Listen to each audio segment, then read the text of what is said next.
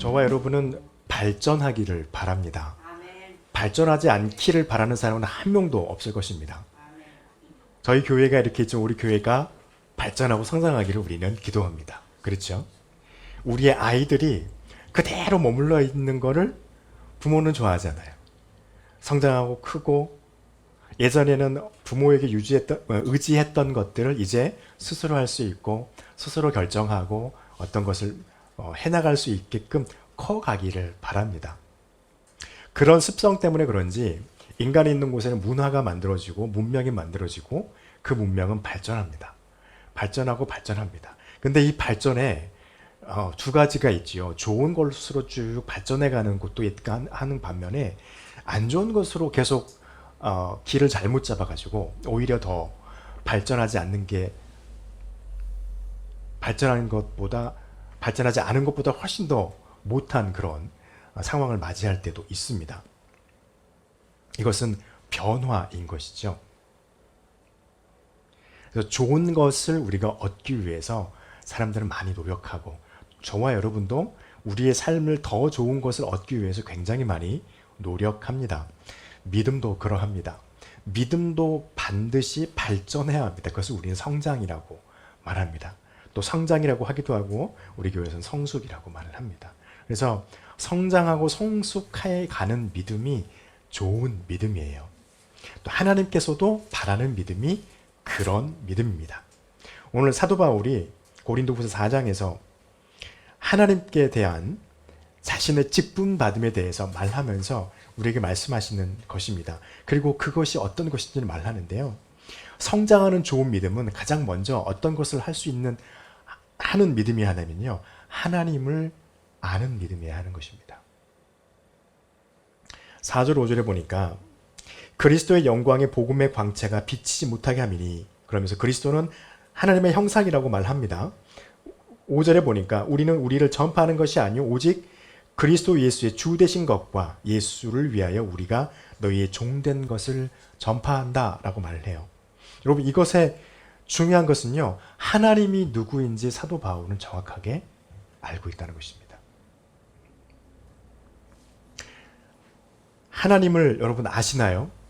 하나님을 보셨나요? 또 우리는 그런 말도 합니다. 하나님 보고 싶으신가요? 이런 질문도 해요. 저희만 하나님을 보고 싶어 하는 게 아니었습니다. 예수님의 제자도 하나님을 보고 싶었고 그 유명한 그 위대한 지도자 모세도 하나님을 보고 싶었습니다. 그래서 하나님을 보여달라고 요청을 하기도 했었습니다. 그런데 사도 바울은 말합니다. 예수 그리스도를 통해서 하나님이 어떤 분이신지 보여주신다는 것입니다.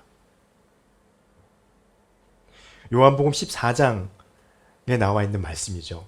예수님의 제자 빌립이요. 주님께 물어요.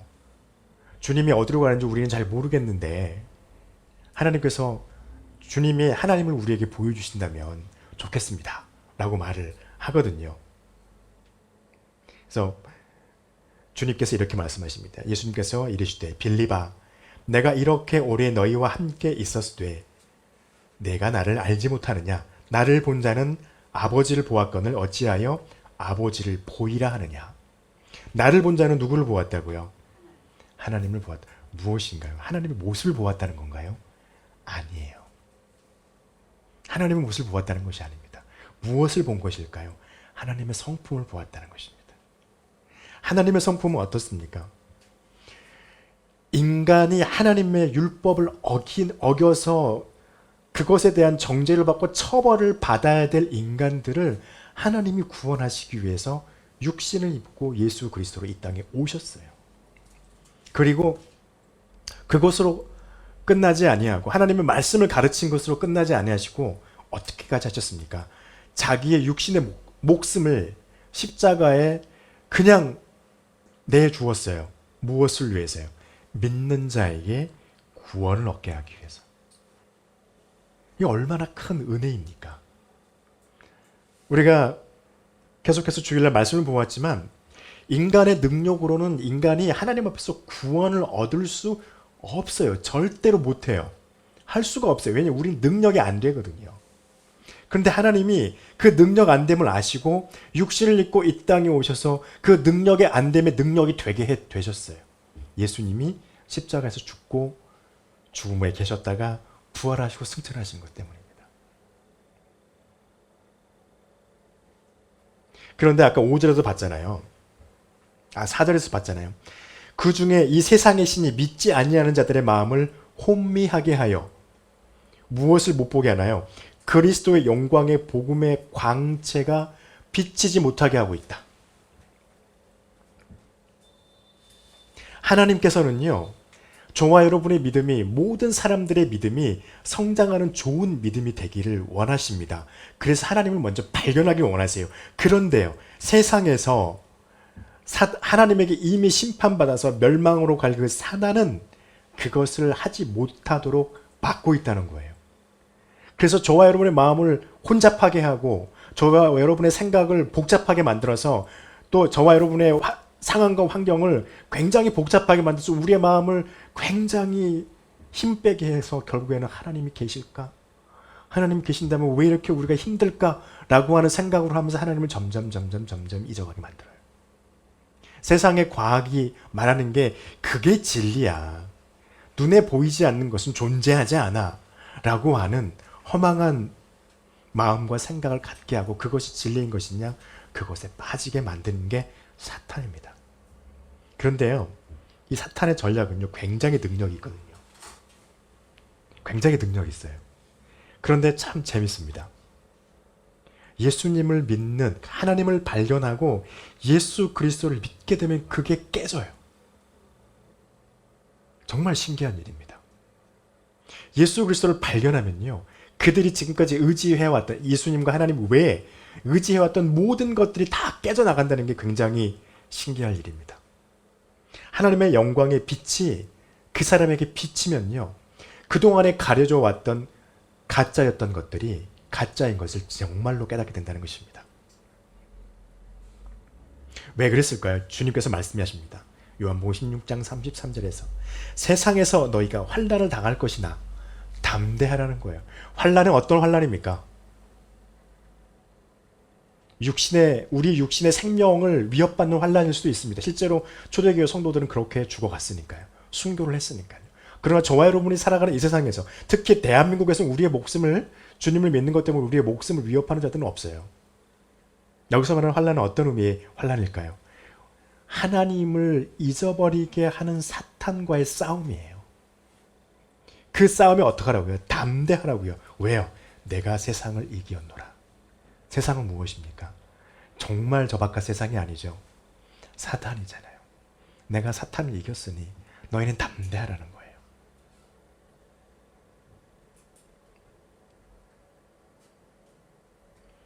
바울은 로마서를 통해서 이렇게 말씀하십니다. 그러나 이 모든 일에 우리를 사랑하신 이로 말미암아 너희가 넉넉히 이기느니라. 할렐루야. 저와 여러분은 하나님 앞에서 사탄과의 전쟁에서 하나님 때문에 넉넉히 이깁니다. 그러니 하나님만 의지하시기 바라요. 그래서 정말 성장하는 좋은 믿음이 되기 위해서는 이런 하나님을 우리가 먼저 믿어야 합니다. 그리고 나면 우리는 뭐가 될까요? 5절에 보니까 사도 바울이 자기들을 이렇게 말합니다. 바울을 포함한 예수님의 제자들을 이렇게 말해요. 우리가 너희의 종된 것을 이라고 말하죠. 이 사람이 실제로 노예였을까요? 이 사람이 교회에 실제로 노예가 됐을까요? 복음 때문에? 아닙니다. 여기서 말하는 너희의 종은 누구를 가리키냐면요, 하나님의 종이 되었다는 것을 말해요. 여러분 하나님의 종이십니까? 저는 하나님의 종인가요? 이렇게 물어보면 다들 그런 것 같은데요. 이렇게 말, 여러분 하나님의 종입니까? 저는 이렇게 하시는 경우들이 있어요. 저만 하나님의 종입니까? 여러분, 예수 그리스도를 믿고 있는 자는 전부 다 하나님의 종으로 부름을 받았다는 것입니다. 이것은 어떤 의미냐면요, 하나님의 일을 전담해 사는 사람들이 하나님의 그리스도의 종이지. 왜 그렇게 우리를 불러왔어요 지금까지. 그런데 여러분은요, 밖에 나가서 하나님의 말씀을 가지고 살아가는, 전담해서 살아가는 하나님의 종이에요. 할렐루야. 왜 그렇습니까?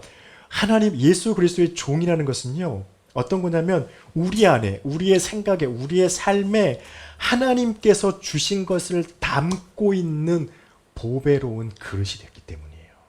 그 사람이 하나님의 종입니다. 여러분 마음 가운데 주의 말씀이 있으시죠? 여러분의 마음 가운데 하나님의 뜻을 이루려고 하는 의지도 있죠? 물론 늘 실패하지만. 그렇기 때문에 여러분은요, 여러분의 마음 가운데 하나님께서 주신 그 영광을 고스란히 담고 있는 예수 그리스도의 종이십니다. 여러분, 이 직분은요, 어떻게 얻어진 건가요? 새 언약으로 얻어졌습니다. 어떤 새 언약입니까?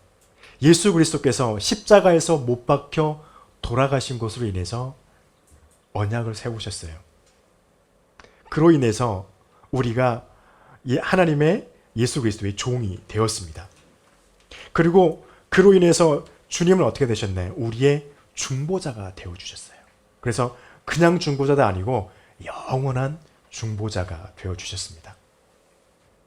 그리고 이로 인해서 어떻게 됐습니까? 원래 하나님과 우리가 맺었던 언약이 깨어졌었잖아요. 아담과 하와가 하나님께서 지키라고 했던 그 말씀을 어김으로 말미암아서 하나님과의 언약이 깨어졌고, 이스라엘이 모세의 출애굽을 하고 와서 그들이 하나님과 다시 언약을 맺었는데 그들이 또 타락해버렸습니다. 그래서 다시 언약이 깨어졌어요. 그런데 예수 그리스도로 말미암아 어떤 일이 벌어졌습니까? 그 깨어진 언약이 다시 맺어졌어요. 그리고 회복하셨습니다. 이것은 하나님의 약속입니다. 그리고 말씀하십니다. 하나님의 고백이에요.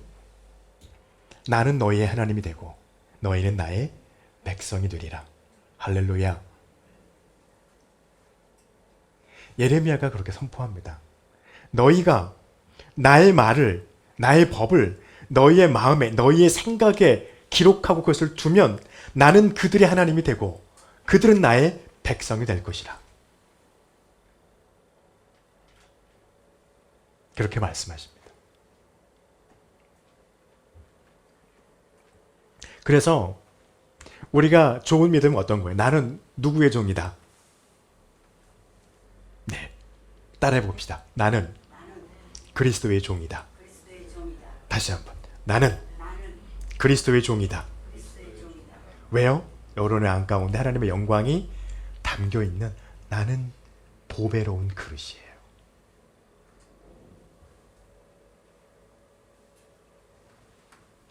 그렇게 됐을 때 세상에서나 교회에서나 우리는 하나님의 일을 합니다. 근데 여기서요, 하나님을 알고 그리스도의 종된 자들은요, 우리가 일할 때 우리가 일하지 않는 것을 알아요. 내가 일할 수 있는 내 힘으로 일하지 않고 있다는 것을 알아야 합니다. 무엇으로 일합니까? 하나님이 주신 긍휼로 말미암아 우리는 일을 합니다. 하나님께서 우리에게 주신 첫 번째 가장 큰 긍휼이 무엇일까요? 저와 여러분과 평화하기를 원하시는 하나님이세요. 그래서 주님께서 항상 뭐라 하셨습니까? 내게 있는 평안을 너희에게 끼친다 말씀하시죠.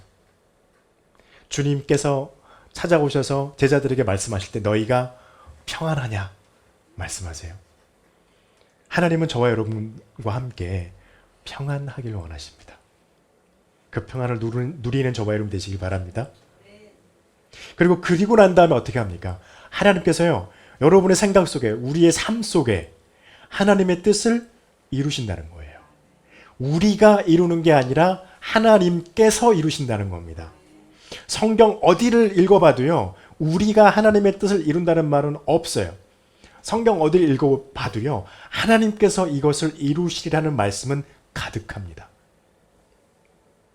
바울이 이렇게 말합니다. 빌립보서 2장 13절에서 너희 안에서 행하시는 이 하나님이시니 자신의 기쁘신 뜻을 위하여 너희의 소원을 두고 행하게 하시리니. 누가요? 하나님이. 히브리서에서는 다시 한번 말합니다. 우리 주 예수를 영원한 언약의 피로 죽은 자 가운데 이끌어내신 평강의 하나님이, 하나님이 어떤 하나님이라고요? 평강의 하나님이세요. 그러면서 말합니다.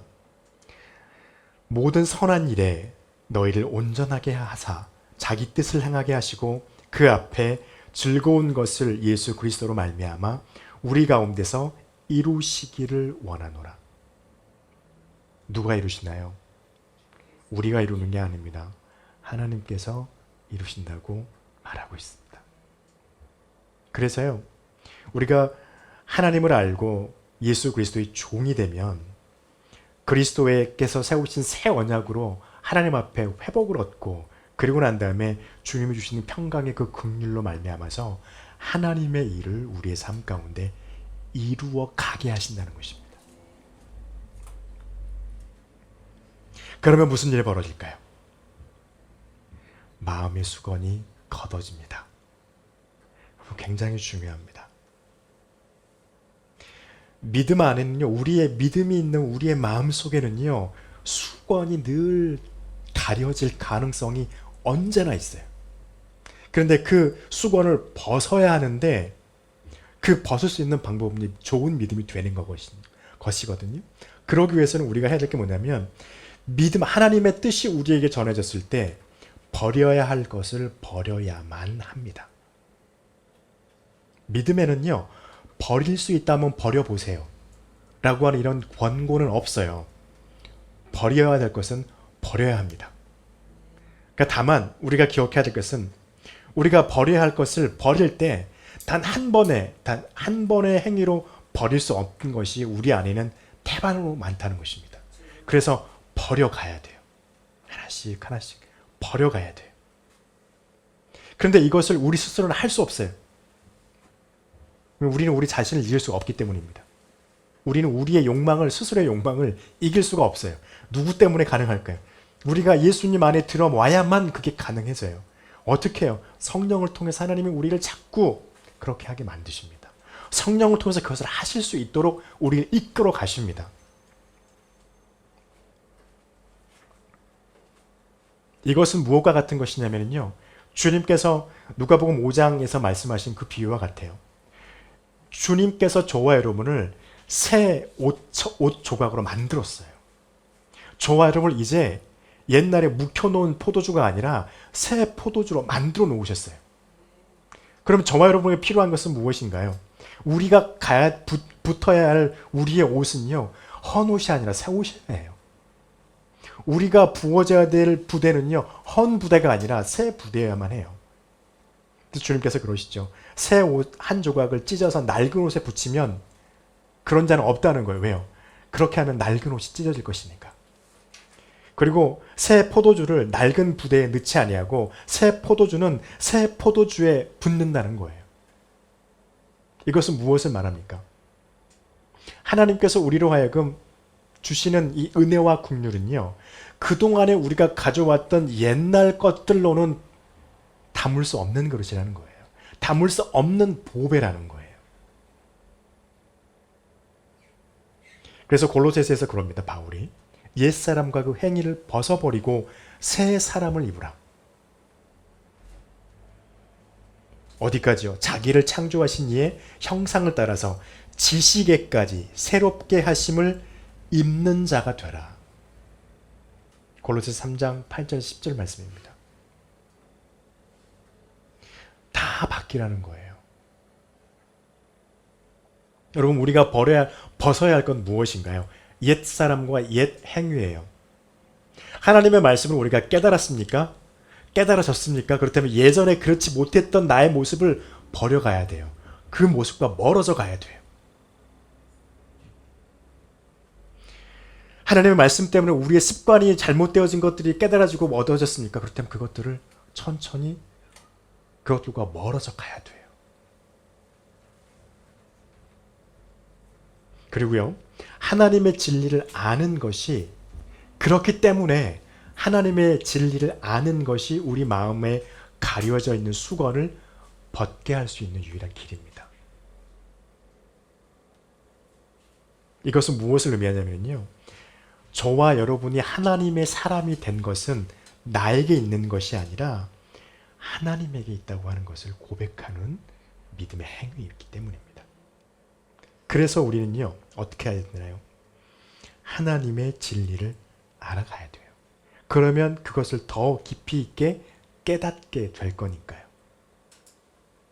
그리고 그렇게 깨닫게 되면은요, 자연스럽게 우리는 코람되어 하나님 앞에 서게 됩니다. 그리고 그 다음에 어떻게 될까요? 6절 말씀에 보니까 어두운 데 빛을 비추라 말씀하셨던 그 하나님께서 예수 그리스도의 얼굴에 있는 하나님의 영광을 아는 빛을 우리 마음에 비추셨느니라 이렇게 말하잖아요. 빛은 무엇일까요? 이것은요, 하나님의 영광입니다. 우리가 갖고 있는. 그것을 비추기 시작하려면 어떻게 해야 될까요? 우리 마음에 씌워진 수건을 걷어내야 돼요.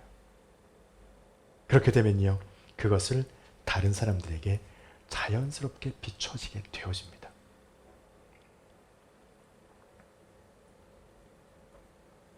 여러분, 우리는 믿음을 가지고 하나님 앞에 살아가면서 좋은 믿음 갖기를 원합니다. 하나님을 아는 믿음이 되기를 축복합니다.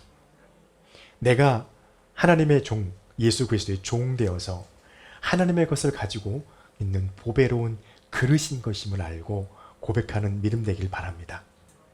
그래서 우리 마음을 가리고 있는 그 수건, 옛 것들, 옛 생각들, 옛 잘못된 것들을 하나씩 하나씩 버려나가면서 하나님의 빛을 더 또렷하게 비춰내는 저와 우리 믿음이 되기를 간절히 축복합니다. 기도하겠습니다.